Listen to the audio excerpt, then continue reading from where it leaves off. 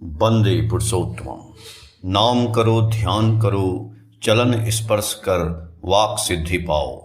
श्री श्री ठाकुर जी से एक बिहारी नवदीक्षित भक्त ने कहा कि मेरी इच्छा थी कि आप ही मुझे दीक्षा देती, जिससे मैं आपका चरण स्पर्श कर सकता था। श्री श्री ठाकुर जी ने कहा कि यह दीक्षा मैंने ही दिया है।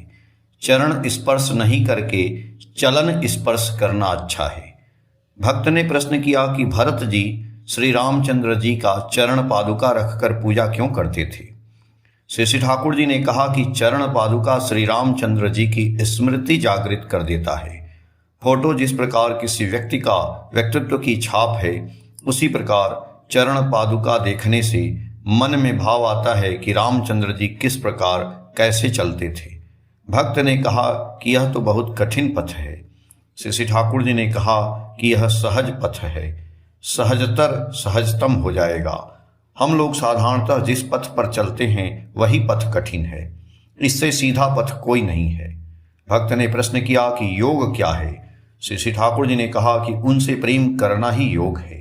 भक्त ने प्रश्न किया कि नाना प्रकार के शास्त्रों में नाना प्रकार की भक्ति दी गई है। श्री श्री ठाकुर जी ने कहा कि सभी देखो, सभी सुनो, सभी समझो एवं सभी को मंथन कर तुम इष्ट स्वार्थ को और पुष्ट करो। भक्त ने पुनः प्रश्न किया कि अनुभूति नहीं होती है एवं इसे नहीं पाने पर दुख होता है। श्री श्री ठाकुर जी ने कहा कि मैं कहता हूं कि नाम करो, ध्यान करो, प्रिय की चिंता करो, जो होता है उसे देखते जाओ, जो करना है उसे करो, सभी कुछ को इष्ट पूर्णी कर चलो। क्या हुआ या नहीं हुआ उस दिशा में विशेष लक्ष्य मत रखो। भक्त ने कहा कि पाठ क्या है, प्रार्थना क्या है। श्री श्री ठाकुर जी ने कहा कि प्राप्त करने के लिए प्रकृष्ट भाव से गमन करना प्रार्थना में है, तद अभिमुखी गति चलन, इसी पथ पर चलना होगा। फिर भी अनुष्ठानिक भाव से स्वयं एवं 5 व्यक्तियों के साथ मिलकर पाठ प्रार्थना करने से संवेग को जीवंत किया जाता है। भक्त ने पुनः प्रश्न किया कि ध्यान के समय नाना प्रकार की मूर्तियां आती हैं।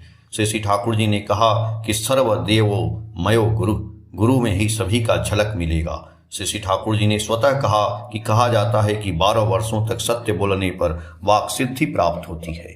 भक्त ने पुनः प्रश्न किया कि मुसलमानों में कलमा का इतना जोर है कि वह हिंदू को मुसलमान बना देते हैं, किंतु हम लोगों के गायत्री मंत्र में इतना जोर नहीं है कि वह हिंदू को हिंदू बनाकर रखे।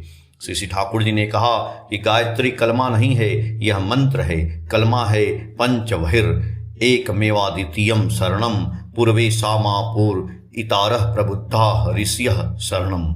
जय गुरु।